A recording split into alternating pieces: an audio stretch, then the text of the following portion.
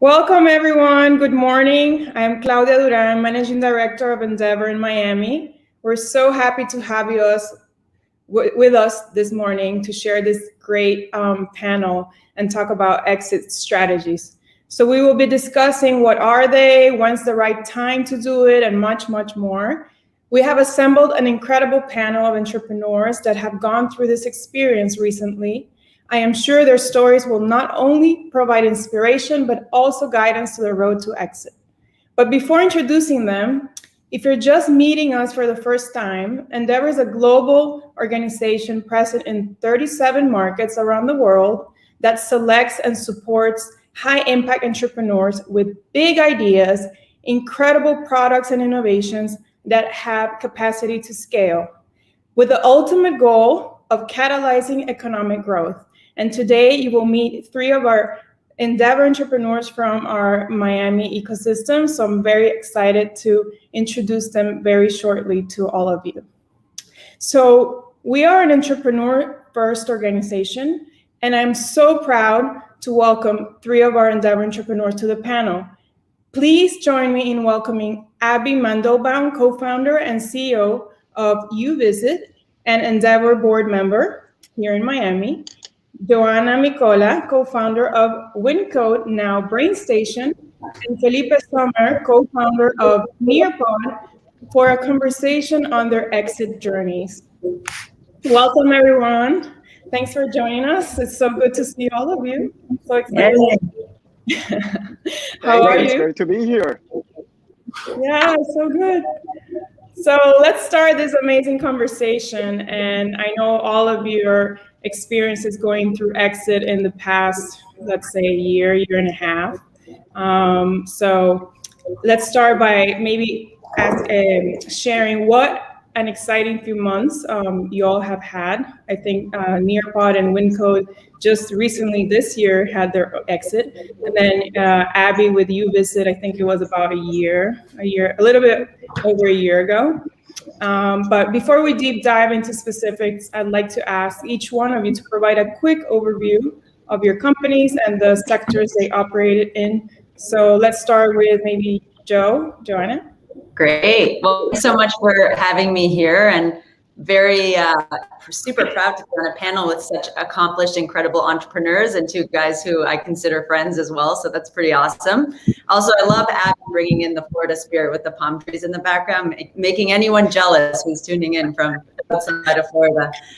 So as Claudia said, my name is Joanna Joe. I was the co-founder of WinCode Academy, which was acquired by BrainStation earlier this year in February, which is so exciting for us. So definitely new, fresh in my world.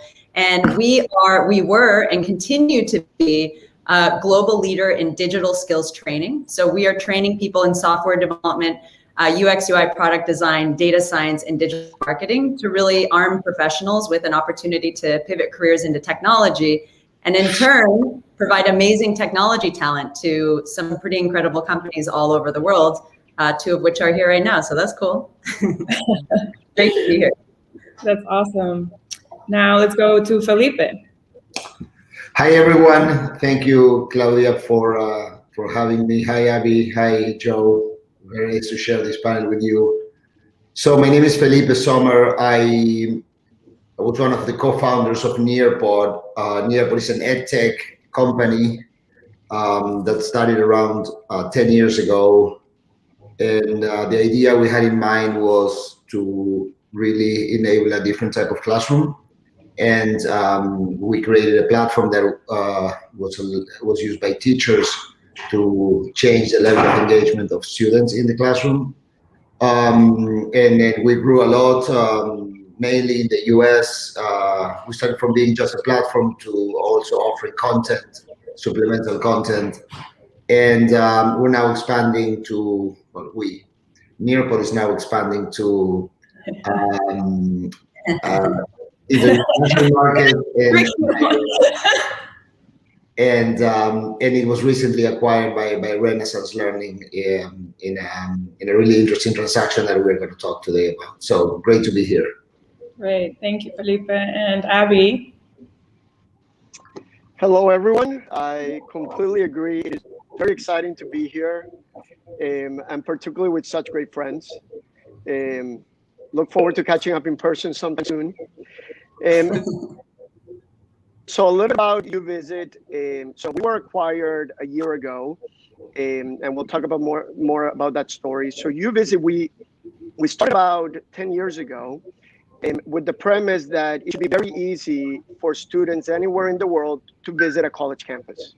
So our first product was a virtual tour for colleges, and it was a big hit.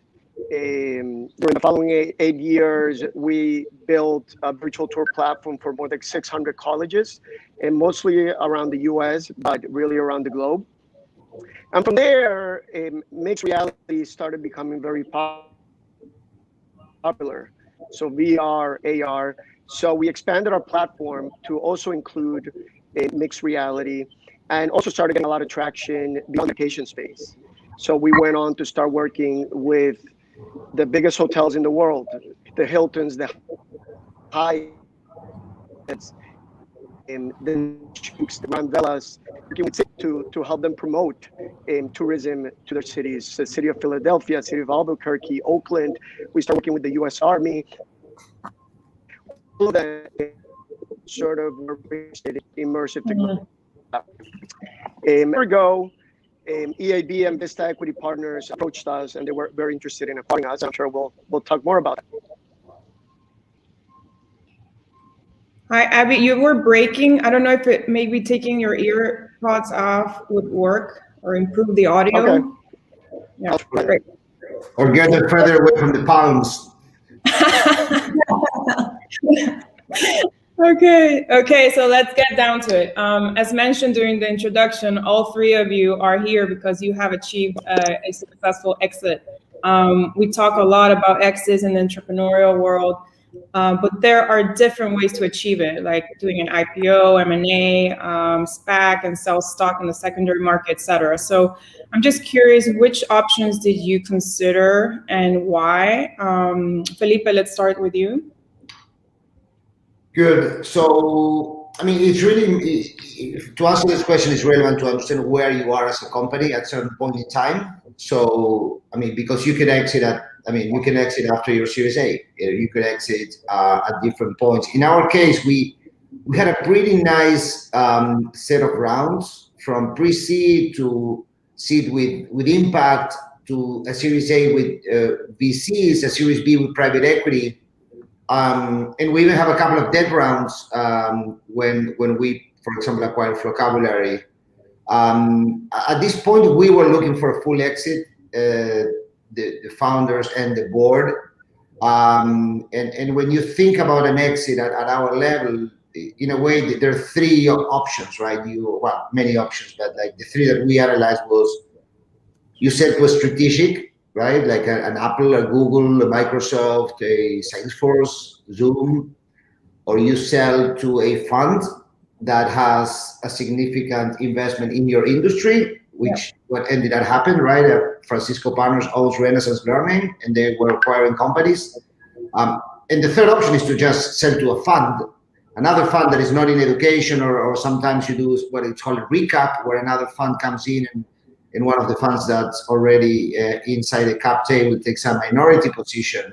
And of course, we could have always thought about acquiring more companies or growing organically and going public, which is something that, I mean, this could always happen, and maybe in a bigger house with in a more like sort of play like Ren. I mean, I have no idea what's going to happen with the company, right? But now it's within Renaissance, and these are always options. In our case, we really wanted a full exit. We wanted to leave the company in the hands of somebody who could take it to the next level. So that's how we thought about it. Yeah, that's great. Great insights. I think similar to maybe what Joe experienced. Do you want to share, Joe, what was that like for you and Yuha? Yeah, absolutely. So, I mean, the interesting thing for us was when we sold, we weren't looking to sell. So that, I think we're going to dive into all of that in the conversation today, because that presented an interesting element as well for us. But for us, it was really important. I mean, don't get me wrong, guys, we're about to IPO, but we chose strategic partners. I'm kidding. Of course, it would have been cool to IPO. We weren't quite at that level yet, or the SPAC level, but I do love how hot SPACs are right now. But for us, it was all about strategic partnerships. So because selling came around somewhat unexpectedly, we were still really committed to building something, particularly in South Florida and beyond. And for us, it's all about, as entrepreneurs, seeing how far you can scale it, and maintain quality, what your reach can be, how big of a company can you grow. And so for us, why we were so excited about the BrainStation acquisition, as opposed to others, we actually had 4 term sheets, is they really represented truly what it means to be strategic. They were a leader in our space. So as an entrepreneur, we got to go from regional player to overnight being a global player, to having that experience of scale and resources and team. And so that's been really exciting. And that was really important for us because we get to double down on what we're doing here, but not only here in South Florida, like way further beyond in many countries. We now have students from 95 different countries. So I think that's been, on a personal note, really rewarding for me, and also for our team rewarding, because we can do so much more, and for anyone that we're working with. So that played a really important factor for us, why we said yes, and why we went after a strategic situation where we could remain working in the space that we are in. Yeah, and for those of who are here that don't know, Joanna has now taken the lead role for BrainStation in Miami, or in, is it the whole Florida? But so when you say we, I love it, because now your Winco is now part of BrainStation. Yeah, so as part of the acquisition, I joined the executive team and leading on the Florida market. But there's a lot happening behind the scenes as we are growing, and we have some big plans for the future. So it's really cool to be part of it. Abby, how about you? How's my sound now? Is it better? Yeah, just speak up because the volume is low. Okay. So for us, it was very organic as well. Yeah, it's very low. Okay, I'm going to let go of the inside. I have 3 children taking online classes. Step outside, but let me get closer. Let me find a better spot, and I'll skip me on this one. I'll come back. Okay, I'll come back. Okay. So let's go to our next question. So how important has it been to find, well, you spoke a little more about that, the right partner for a successful exit. I think that was key for all of you, right? And what advice would you give entrepreneurs when thinking, about what is the right partner to do a successful exit? Like, how to evaluate that? Felipe, if you want to start, you're just muted. So thank you, Claudia. I mean, I think that for any round, having a partner on the investment side is key. I mean, that's what they do for a living, right? I mean, and you operate a company as an entrepreneur and investors, whether you're with VCs or private equity, or when you're talking to the bankers that you might hire for an exit. That's what they do. So it's super important. They know the players, and this is like in game theory, you have something called repeated games. These people are in the industry. They don't screw with themselves because they need to continue to do transactions. So just going into a transaction with no advice and no partner and no professional organization who's actually doing that, I think it's a mistake, because that's what they do, and you really don't know. I was comfortable with the Series A, but I was not comfortable with a full exit and an acquisition, right, at this level. So I think it's super important, and most people should basically partner with their main investors for the next round at whatever level they are. Okay. Yeah, absolutely. So just to kind of recap, so the question is, what is important in the partners that you are looking in? Yeah, so for entrepreneurs, when they have the term sheets and they have all this interest in really discussing a possible acquisition, like what should they be looking for?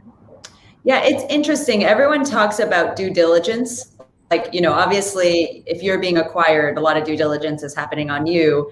And the thing that was always said to us is it's really important that you do your due diligence on the other side as well. But as an entrepreneur, it's kind of similar to being the one interviewing, like being interviewed for a position. You want to like win them over. So it is also sometimes tough to ask the questions. Well, how is your company doing? What does P&L look like? What are the future plans? It's good to think about it a little bit more in terms of courting, especially if you're going to stay on. In my case, I knew I was staying on and wanted to build an even bigger thing. So it was aligning not only on the terms of the deal, but aligning as people as well. Like, were we truly aligned in mission and values and what the future looked like, and having those conversations.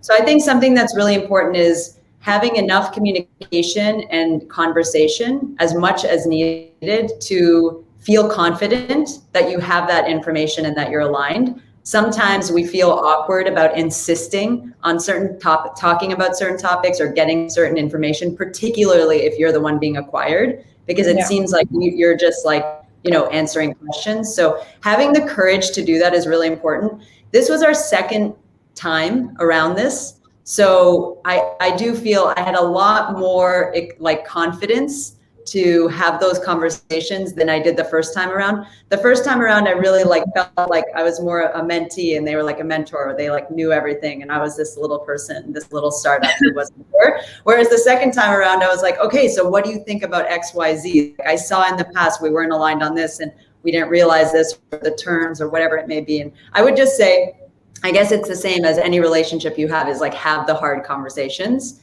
Sometimes you do have to talk about worst case scenarios and what's going to happen there, and what does exactly this, what does the contract mean for this clause, beyond just the lawyers talking. I think it is very, very valuable to talk directly, especially if you're going to stay on after the acquisition, because when it's just the lawyers talking, they're not looking at it or thinking about it the same way you will as a fellow team member. Mm-hmm. Yeah. So from a due diligence standpoint, how rigorous is that acquisition process? Was it what you expected? Yeah, I think due diligence I guess it's rigorous if the other side has is good at doing due diligence, right? Mm-hmm. So you would hope that they're being thorough.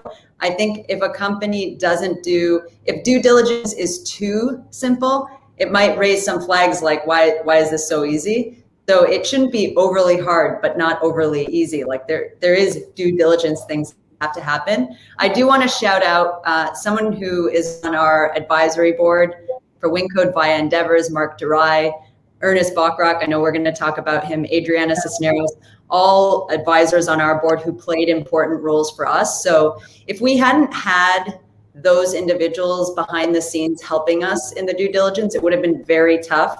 Mark acts as our part-time CFO. So we had our financials in a very good state. I would say if you're going to go into exiting, get your ducks in a row in terms of your financials and all of your documentation. Because the other thing about due diligence is if they ask you something and you can turn it around on a dime, that also says something. They're like, whoa, they have their stuff together.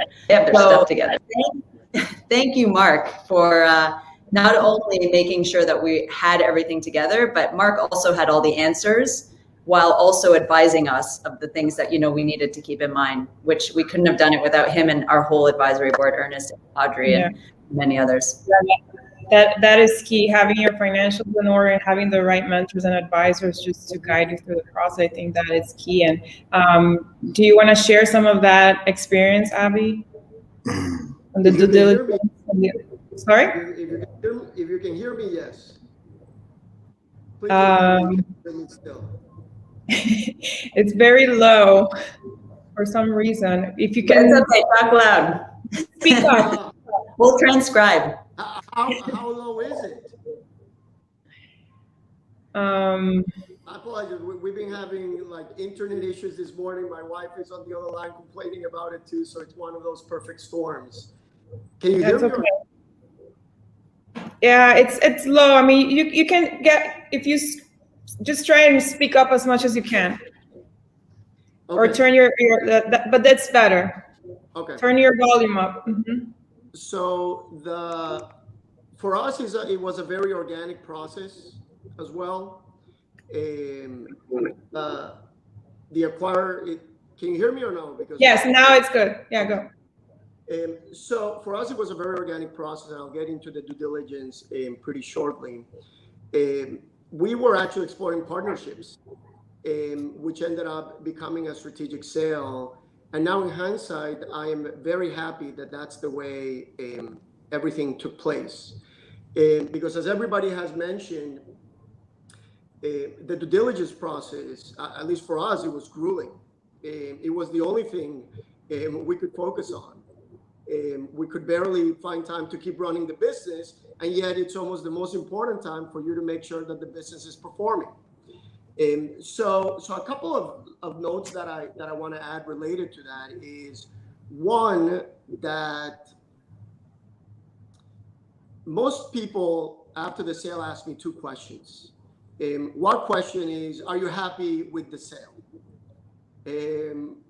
Which I found very interesting, but I'm like, yes, thankfully we didn't have to sell.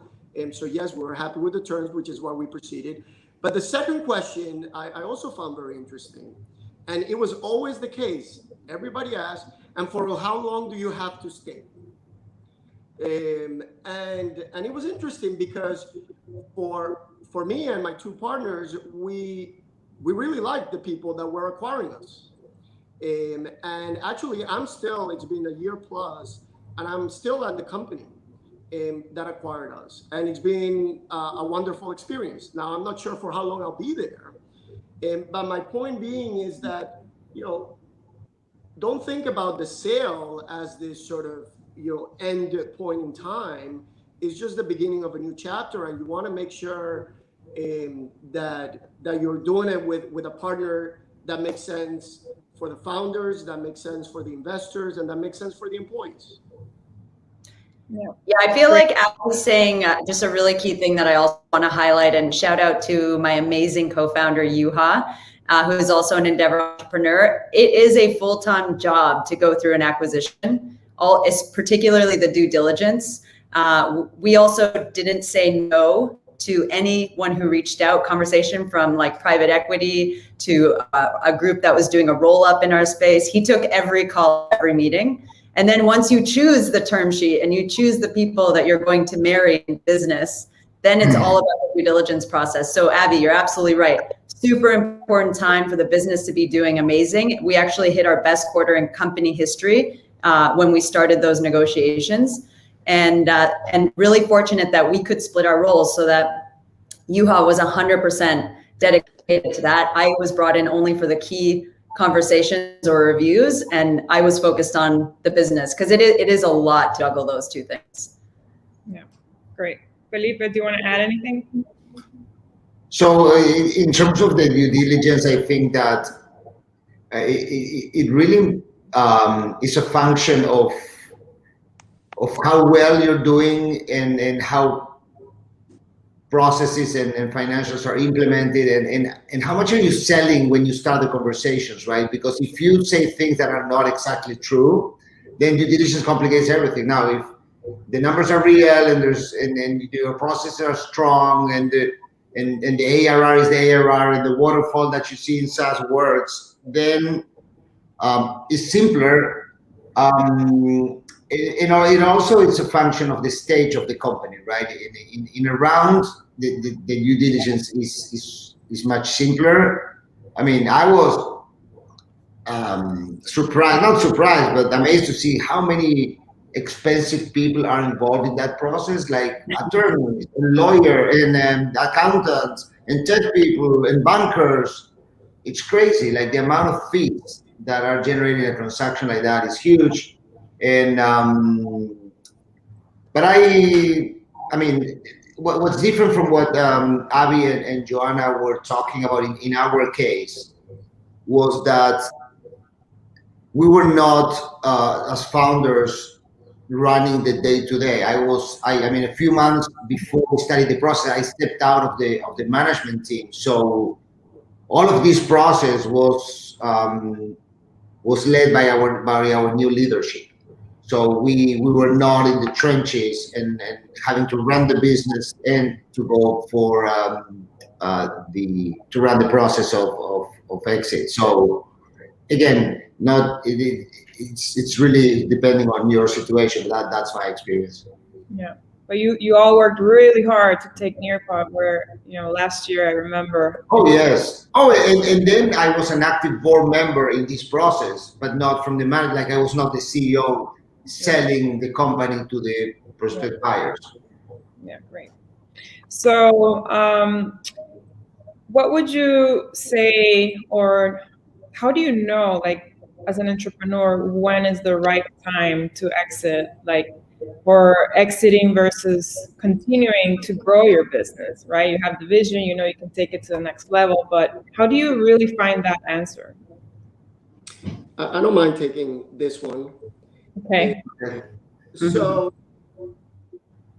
So in our case, and I speak on behalf of myself as well as my two co-founders, we kind of started feeling it about 6 months to a year before the inbound interest we received, where we just felt like it's like raising a child and then starting to feel like they're ready to go to college, right? If I'm using an analogy, and we used to use that analogy ourselves because we were in the education business as well. And it just felt like, look, we've taken this business to a great place. It's been a great run. And now it's ready to become part of something larger. It's ready to sort of flourish to the next level into the world. And you got to look at yourself and ask the question of, are we the right people to do that? Or do we need, a bigger strategic partner? And for us, when they came knocking at the door, we were already ready to explore it because we had kind of been feeling that way. And on top of that, they felt like, yes, they are the right kind of partner. And, even though we had grown the business tremendously, and from the time they took it, it's accelerated the growth because they had that additional access and resources. So I feel like as an entrepreneur, you kind of know when it's the right time, but a lot of times it's very easy to fool yourself because the same kind of personality that got you to become an entrepreneur, where there are so many risks in starting a company, and yet you put them aside. You're like, yeah, whatever, I'm going to go for it. Are the same emotions that kick in when you're thinking about letting your baby move on.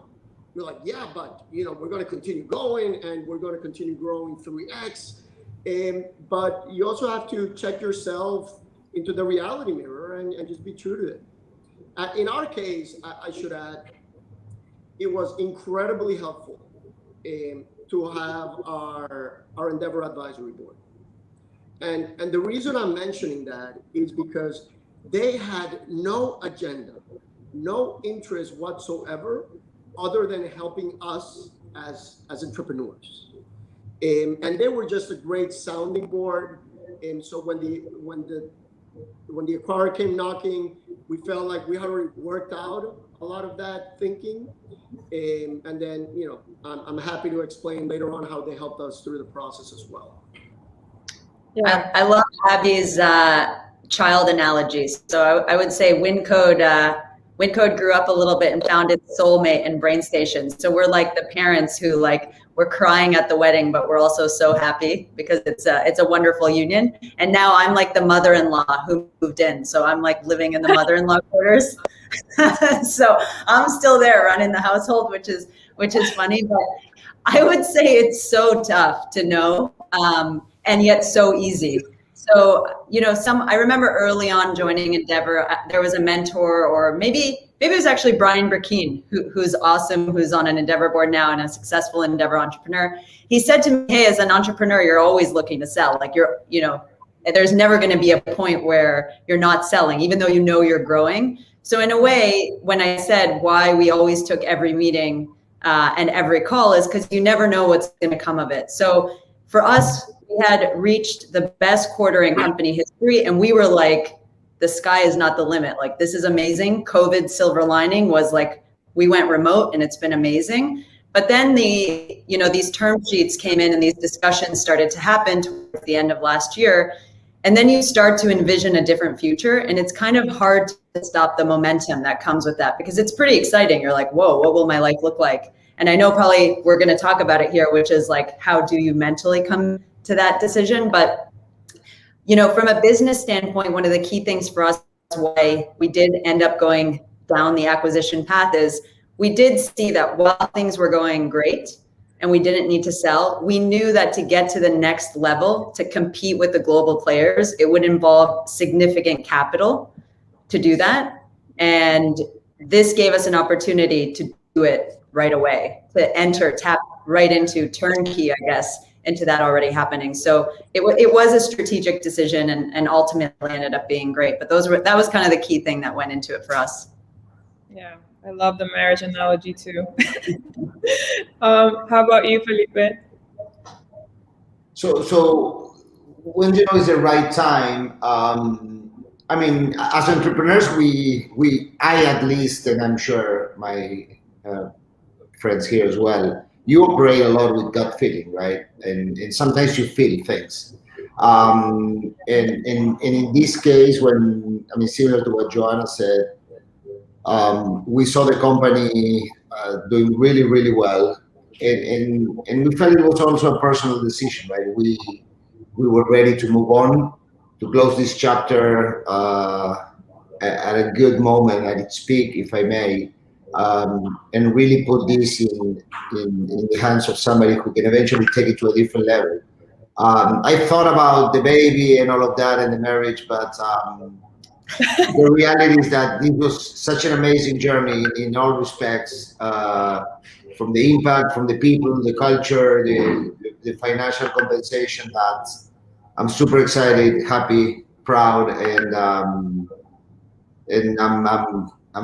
in peace with how things happened. And this is something that we pursued in a way. When we decided to leave the management team and hire professional management, that was one of the indications that we really didn't have the energy to take this to the next level. Yeah.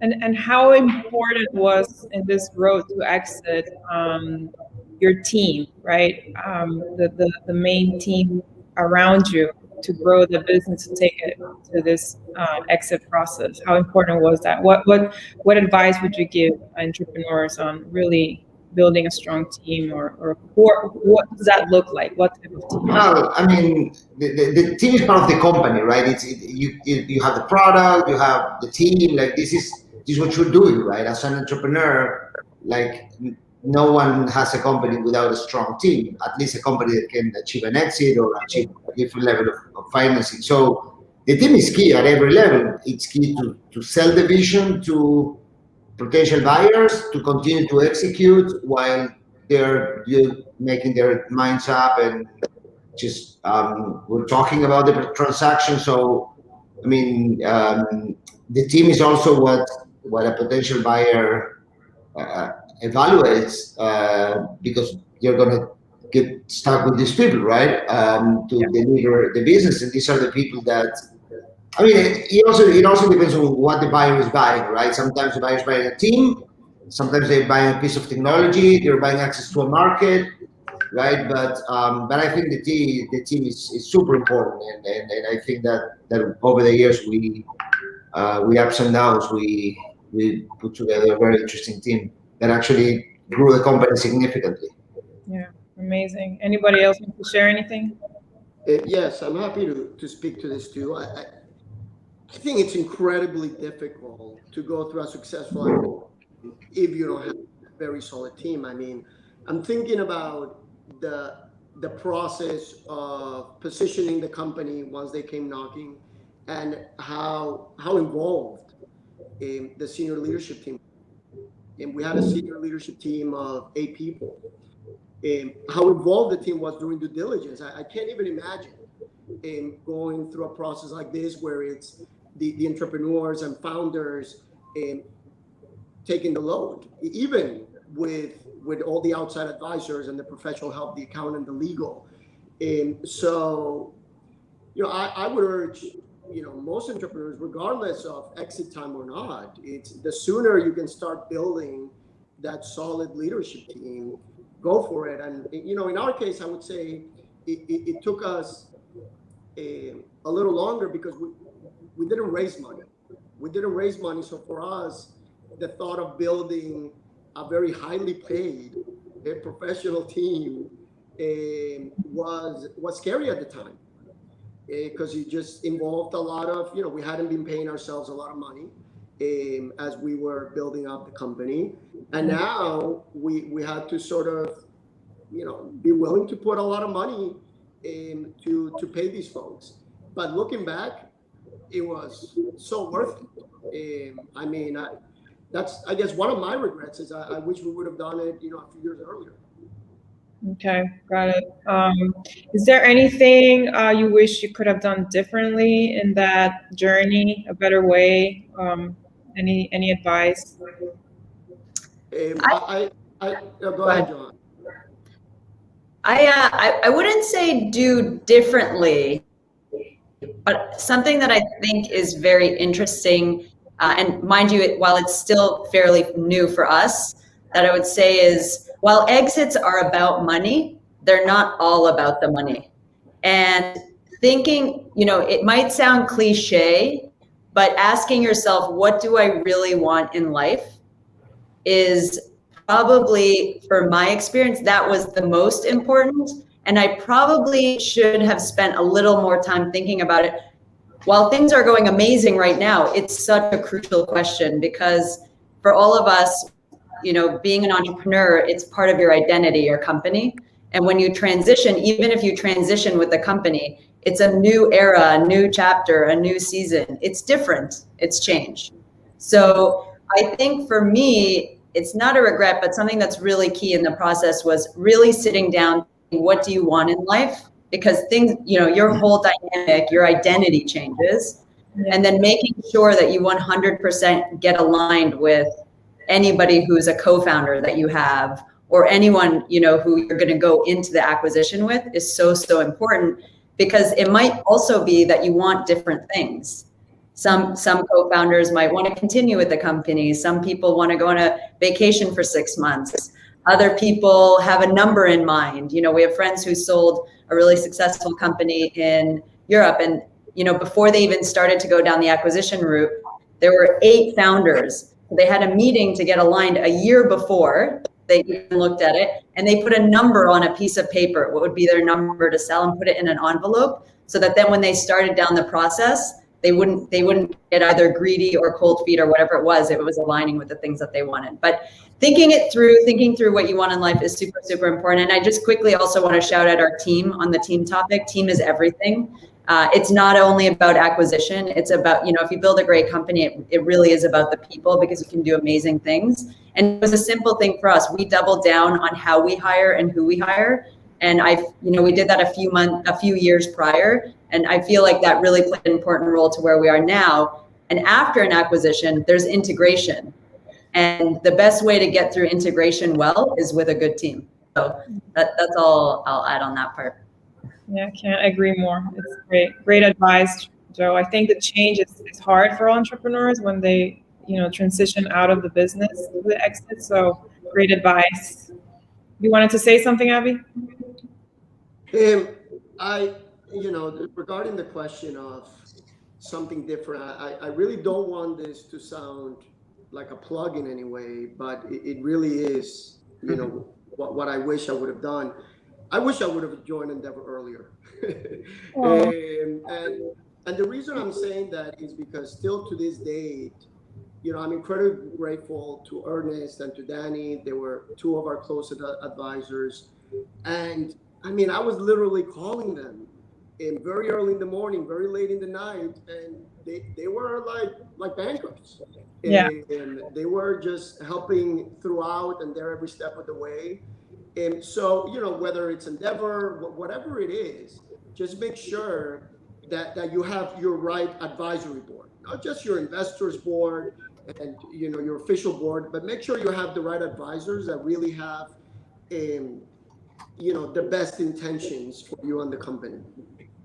Yeah, I think that is great advice. And I know how Danny and Ernest became your investment bankers, but more than that, extended family advisors, people you could trust in the process. And that is key. And so that's what we're here for, Endeavor. We have this network of mentors and advisors, and that's the mission, right? Supporting all of you to be successful and eventually have that road to exit. So yeah, thank you so much for sharing your story. So I think we have a couple of questions from the audience.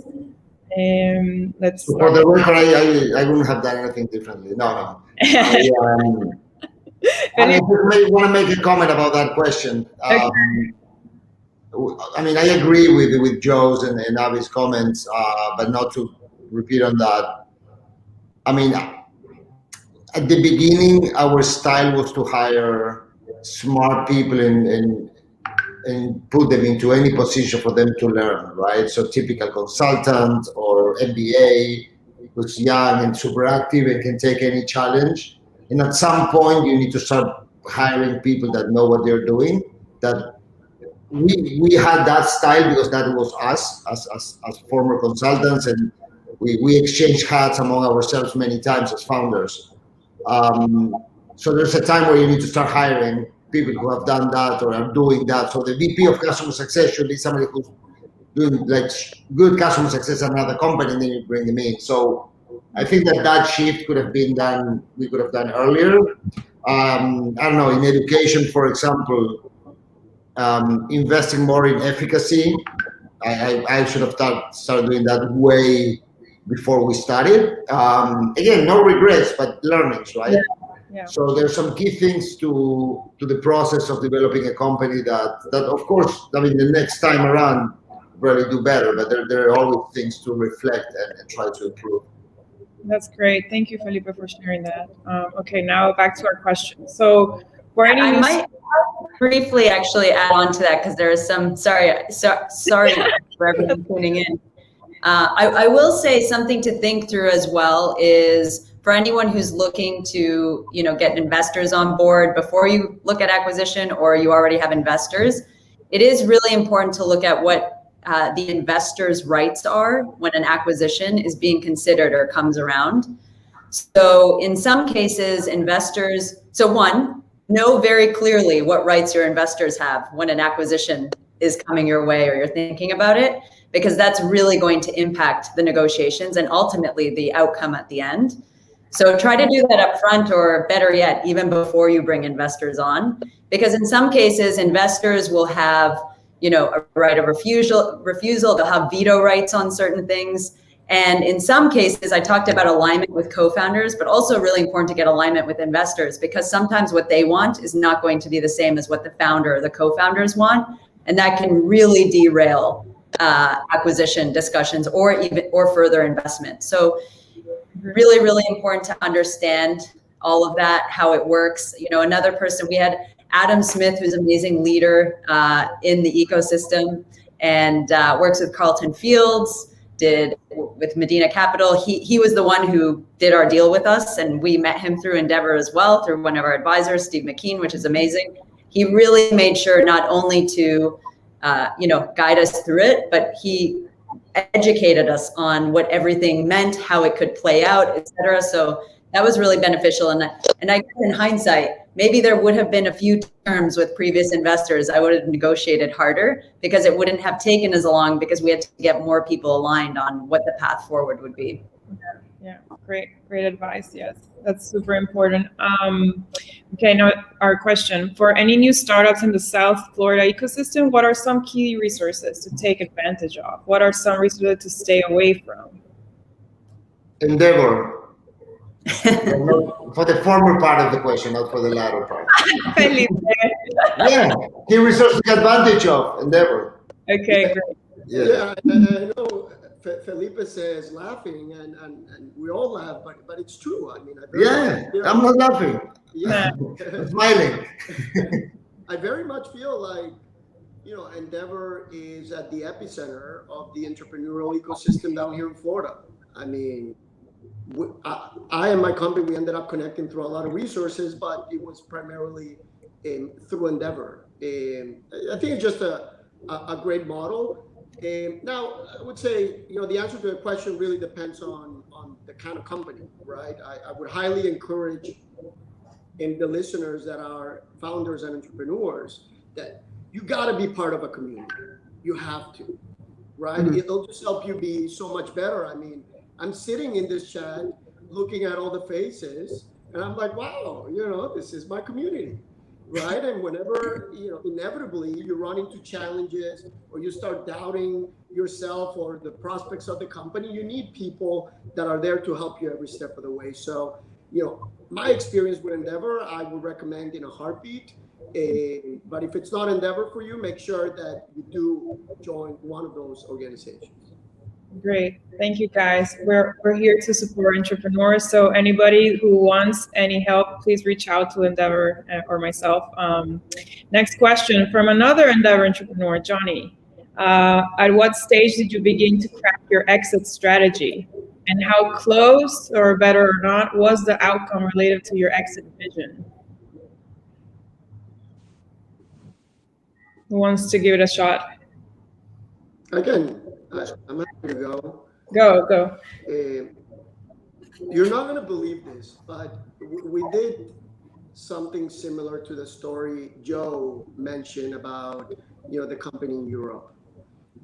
So we are 3 co-founders, and we had sat down and said, if we get paid, what number is it the appropriate time?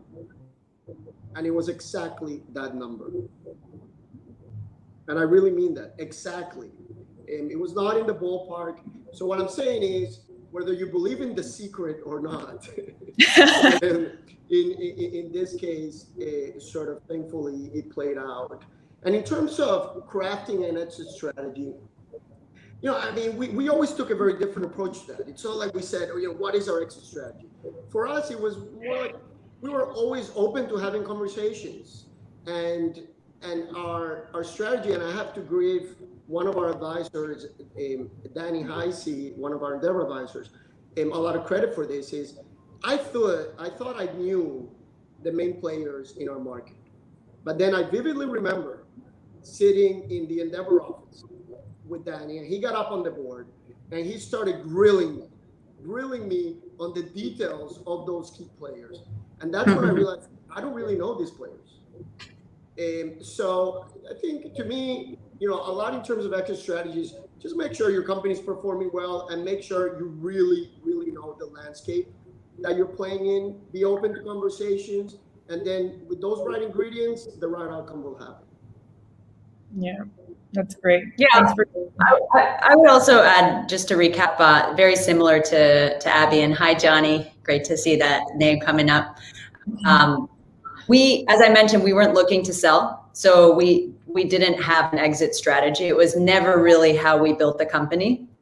That isn't, of course, it's very exciting, and I'm very happy with where we are right now, but it wasn't as intentional, whereas I totally understand that some people launch a company and they're like, in 4 years, I'm going to sell, and this is going to be my number.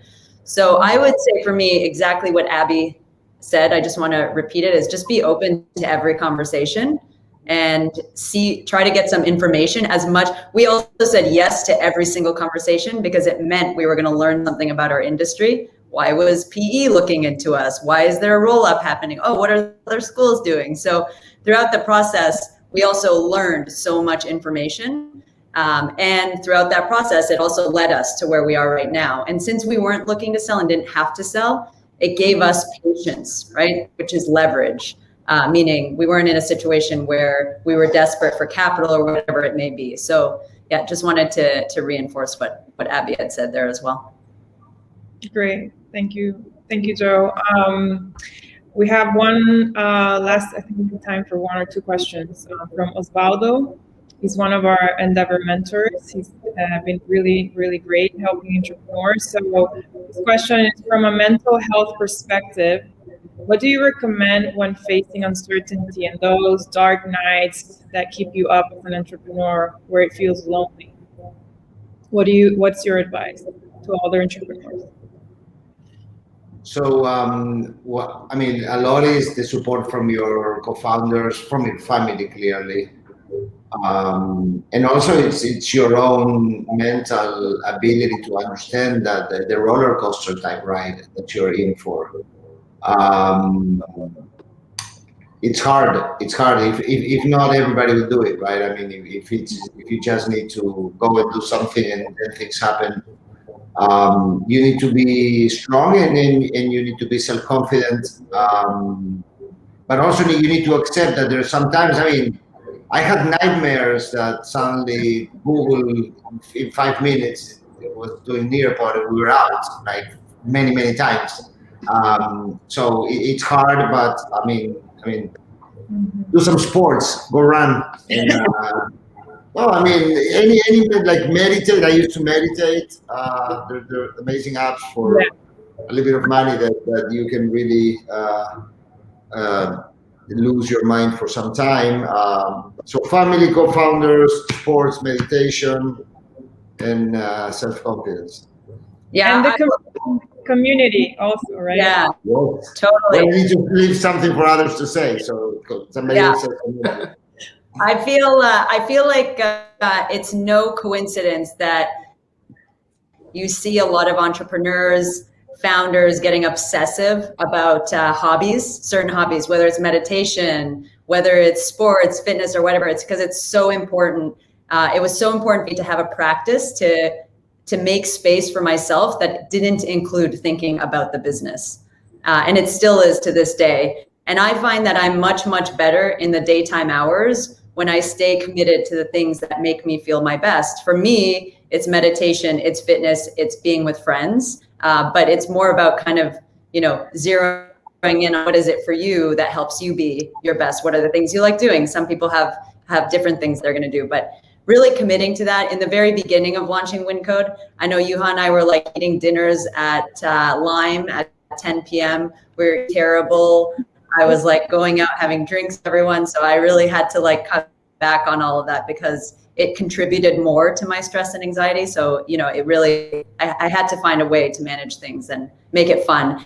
And then the last thing I'll say is just like happiness is a decision. I feel like stress and worry are as well. As entrepreneurs, it's like if there's a will, there's a way. You know that even though a challenge may be freaking you out or you might have a huge crisis, everything is solvable.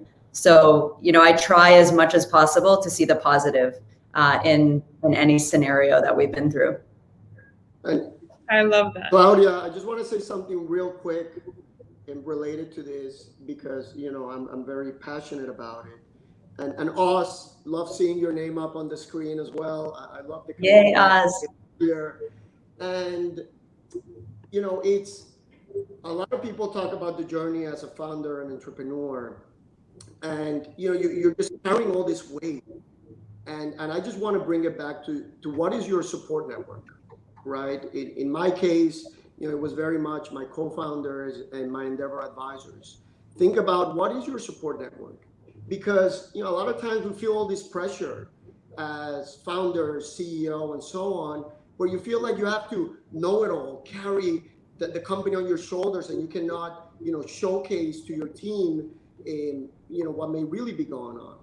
But it's so critical for you to be able to do that. So just make sure that you focus on that support network because you'll just, carry you through those tough moments. Yeah. Thank you so much for all the advice. I could speak hours with all of you about this, and I'm sure all the entrepreneurs or anyone who joined us this morning took a lot of insights and great advice from all of you in this journey of, growing your business successfully and then exiting. So I'm very thankful for all of you being here with me this morning and having this great conversation. But before we leave talking about support, Endeavor is all about the mission about supporting entrepreneurs. And so we have several programs, one of it being an accelerator called Endeavor Lab. And here is joining me Rebecca, who manages those programs, to share a little bit about what's coming up in our most recent Scale Up and Endeavor Lab. Hey everyone, good morning. This has been great, and thanks Claudia for the intro. So just to tell you guys very quickly, we just opened applications for Endeavor Lab 3. We are running it in partnership with the Simpkins Family Foundation, and it will be for the Jewish community. So it's a 2-month program for companies post product market fit, making up to $200,000 in revenue. So if you fit the criteria or if you know someone that does, please send them our way. Applications will be open until early May. And we're looking for people that have the entrepreneurial fit with Endeavor and that are leading businesses that can scale significantly. And we'll be providing scholarships through the Students Family Foundation. I'm happy to answer any questions that you have. Thank you. So for anyone interested in joining Endeavor Network or any of our programs, the one that Rebecca just presented, Endeavor Lab, please reach out to any of us through LinkedIn or social media. And we're really happy to connect with all of you. So thanks again for joining us today. And thank you for really believing in your vision and mission of anything that you're creating as entrepreneurs. You're not alone. There's a lot of community out there to support you and people that are willing to give some of the time back so that you are all really following that vision and being successful in it. So our mission is made possible thanks to partners, mentors, investors, and entrepreneurs like all of you. So reach out to us and become involved. Your purpose is our endeavor. So thank you for tuning in today and have a great day.